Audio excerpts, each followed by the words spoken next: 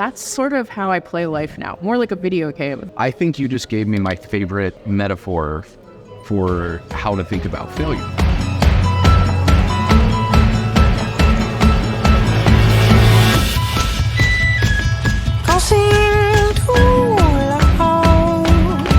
Make your voice break, sing it out. You've had, I think, one of the most interesting careers of anybody I know. You've done everything from you've been an illustrator, and you've been a tech lead, you've been an engineer, you've been a technical writer. Like you've done so many things. How do you find your varied experience has impacted your outlook on work? Well, I don't know if it's impacted my outlook on work. I like to say I know how to do everyone's job, but everyone can do it better than I can. So I like to let other people, I like to let the experts do their thing. Mm. If you just burrow into one particular thing, like you're only doing technical writing, you're only doing product management, you can end up with a narrower field of vision, which can create some tunnel vision when it comes to things like strategy and, launching programs and seeing the bigger picture. Honestly, I just love learning new things, and once I've learned them, I kind of want to move on and learn something new. And sometimes I come back to things that I've learned before.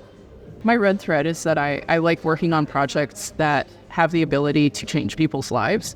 I'm always looking for the next big thing that people need to learn and teaching it to them, and sometimes that takes different forms. You need to take on different challenges to make that happen.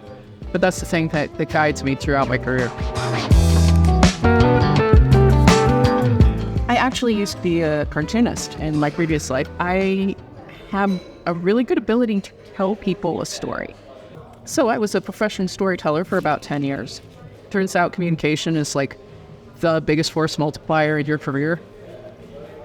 Can you say more about that? I've seen a lot of really great people have amazing ideas, but not be able to express themselves, so the ideas are never heard. Or somebody who has a similar idea, but it's not as good, does a much better job of communicating it. I don't know if anyone remembers Less. It was a competitor to Sass. Sass is written in Ruby, Less was written in JavaScript. The people who came up with Less were designers. They made great sites that touted why you should use it, how great it was. They were better storytellers. And this actually got the SaaS team to realize, wow, we need to get better at this. So they went out and they started creating working groups and working with people like me in the community who were more connected with the use cases and could help build the product better. I actually consider it a fairy tale story of how you could turn a product around that's lost its connection with its audience. And in that regard, you can really see, even though Less wasn't as good of a tool as SaaS, because they were telling their story better, they got a better pickup with the correct audience, which was designers at the time. As someone from the outside looking in, some of the choices that you've made look like enormous risks. And so I want to talk to you about how you calculate risk in your own decision making. I think I come back to a Shakespearean quote, there's nothing good nor bad, but thinking makes it so. And I always try to approach decision making. So when I'm looking at, for instance, a set of options, I like to objectify the outcomes first. Best case, worst case scenario. And then assign probability to those cases playing out in a given amount of time. To make a decision, you have to have a period of time and a probability, just like betting. And I keep a betting log, actually, on events. Like, if I make a decision, I put it into my betting log where I'm like, I made this decision because I think it has a 50% probability of this outcome that I'm seeking, which might mean, to be happily employed for 5 years. And I think it has a 30% chance, but it's the only opportunity I have to be employed for 5 years in the sector I want. So that's a pretty good chance. And also the downside is I would just work there for a little bit and then I'd leave, and nothing bad except maybe another LinkedIn entry I have to explain to recruiters. Right. The worst case scenario, or even a fail state, is usually going to occur. I've done this a lot in my own life, and what I found was that action de-risked everything so much more. The best way to de-risk is to just try it. Fail fast. The fail fast thing is really interesting because when I talk to certain people about failure, they talk about it as this sort of like vague boogeyman of a thing where if I fail, it's over. And I think that like there are certain things that you could try that maybe have those sorts of like apocalyptic consequences. How did you sort of train yourself to believe that failure wasn't the end? Came from a tough upbringing, so I was started everything very failure averse. And it's been a long journey. Like I had some major losses. I've moved on from a lot of things that influenced me growing up. I've had 8 years of therapy. I've worked a lot to move past this sort of personalization of failure. And it's usually framing. Like, remember, there's nothing good nor bad, but thinking makes it so. So what is failure when you take a fancy job that pays 6 figures? You might say, well, be not having that job anymore. So under what conditions would you leaving this job not be considered a failure? Right. You end up in this interesting conversation with yourself, and you realize that it's not that you failed or anything, it's that it just didn't work out. And you have permission to just do something else. Yeah, and you sort of like preemptively cut yourself off from good things because you don't want to lose. You want to be, you don't You're want to be afraid of left. losing something you never got. Yeah, you don't want to be left. You want to be the one who leaves or whatever it is. It's this sort of illusion of control, but it costs so much. Loss aversion. Yeah. The only true failure is standing still, because anytime you try something, you get information. There's more input, and you can use that information to make slightly better decisions. The only way to truly fail is to stop getting information, because then you're stuck, you're stagnant. Even the biggest success in the world, it's going to evolve, it's going to change, the situation's going to change, the team's going to turn over, whatever it is. And that doesn't mean that it's a failure. It just means that you're in a different situation and it's time for something new. And sometimes even a success, like the company being sold. Like you built a great company with these people. It got sold. Somebody paid money for it. And now they're reorganizing everything and you don't want to be there anymore. Yeah, both a failure and a success. In the beginning, I used to think of my career as like this validation of who I was, as though there were like people watching me and judging my basis. And turns out in the end, the only person who was watching me and judging me was myself. But after I stopped thinking about my career as this thing I had to make and establish and maintain, and started thinking of every challenge I have as a puzzle, almost like I'm playing my own version of Portal. Like maybe this didn't work out at this opportunity, or maybe I didn't land that client. New day starts, I get up, I try again. What would I do if I just spawned into this body? How would I win today? How would I win the next 5 years? And that's sort of how I play life now. More like a video game than, like a thing that I'm building to give to some future generation that honestly doesn't want it. I think you just gave me my favorite metaphor for how to think about failure. Treating it like a video game is the embodiment of repeated failure. When you play a game, you get as far as you can, you die, you reset to the last save point, and you try again. Little bit of loss of progress, but the vast majority of what you've done, and still there, it's still yours. You get to make a new choice and try it a different way, and this time you'll get further. You'll get to the next checkpoint.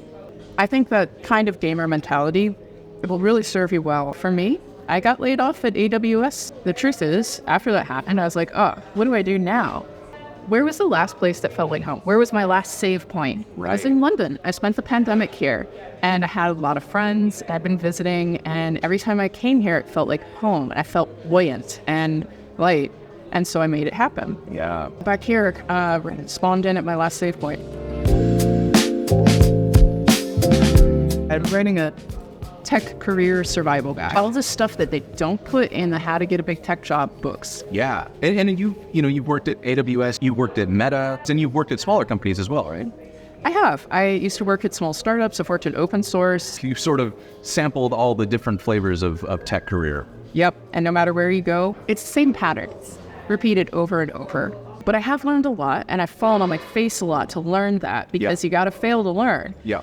And so I've been sharing what I've been learning over on my Substack. How do you define success? Like what are you using to measure your own success? There are a couple of metrics. There's external appearances. Some people care a lot about external appearances. But there's also, for instance, internal dynamics. Some folks, I'm one of them, want to find their people in the corporate world and want to be able to follow that leadership chain to other companies.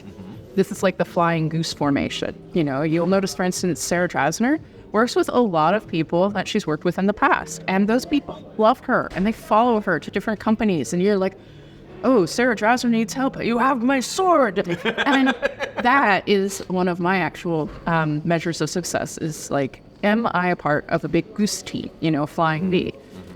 Maybe not necessarily at the head of it, but is there someone who believes in me who I believe in? If I fully embrace nihilism and accept that, in the objective sense of things, we're here for a little bit, we'll die, no one will remember. So what does it matter, right? Then how happy or sad I am doesn't really matter to anybody but me. And so I might as well just try to be as happy as I can. And for me, the happiness comes from exploration and it comes from experience. So when I'm surveying options or weighing risks or something, the biggest one that comes to me is like, okay, if I think about this in 10 years and I didn't do this, am I going to be bummed? Am I going to be like, I should have tried that? I'm having fun and people want to be part of that. And they want, their community to have the kind of fun that I look like I'm having. And so then they're willing to bring me in to help. And so it's sort of my pursuit of play and experience has turned into a revenue stream as opposed to me trying to build a revenue stream and then find ways to have fun with it. The joke that I always make is that a career is a pie eating contest where the prize for winning is more pie. And so you were talking about finding your people in tech, and that's how I've done it is just sort of unapologetically being a dork who likes the things I like, and other people go, oh, you're comfortable being a dork? I want to be a dork with you. It's like a fun little way to find your little group of weirdos and be weirdos together. I'm always curious at this point in time, what is driving? Like if you had to answer or fill in the blank on, I do what I do because of blank. What is that blank for you right now? I do what I do because I'm having fun in the short term. The long term, I do what I do because I'm remaking the world in my own image. Interesting. Okay. What's the optimal version of that? Or when I began my tech career, I identified as a woman. I identify as non-binary now. But I was a major actor in women in tech circles. And the industry was at 20% then, 20% women and men. Here it is 2 decades later, still at 20%. I can't help but feel like for all the efforts I made, it didn't really pay off. So that's why these talks of man, I don't know if I want to stay in tech happen a lot in those circles. But for me, I stick it out because just by being here, I change the environment. I make it different. I make it easier for fellow NBs to see themselves in the workforce. I create a different illumination in the teams that I'm part of. And just by being here, I change it. I change the game. I change the conversations that are had. I change what people are comfortable saying. But I'm also helping some of my friends who are doing great work, great creators from various walks of life, and helping them hook up with new work so that they can keep doing what they love. And in that way, I'm having a bigger effect than just creating content on my own. I'm empowering other people to be lights too, and to help welcome new people into the industry. Will we still be at 20% in 40 years? I hope not. But hopefully we won't be at 15% if I have anything to say about it. True. Yeah. For you, what does it mean to have a good career? It's hard for me to separate work from life. So good career is a lot like having a good life. You should be able to be on your deathbed and point to a couple of projects that you were really happy that you shipped. You're going to have at least a hit list of things that you launched that really made people happy or changed their lives for the better, some impact that you had. But I would say it's also just being able to retire, having the fiscal well-being to not worry about the future. But like I said, it's more about the stories you tell in retrospect. Did you lead a life? Did you impact people the way you wanted to? I have a theory that when we get to the end of our life, we get a restart, restore, and quit button option. We'll see. I have a couple of paths not taken, but that just reassures me, well, you're playing this route this time. And if you're really curious about those other routes, I'm sure there's an alternate universe you can spawn into and explore them. You won't remember any of it. Under that theory, why spawn in this place at this time? There must be something really special about this moment. And what's special about it? I'm always looking for that. What's special about this moment? That's a beautiful place to end it because I'm going to take that home and think about that for a long time. Is it all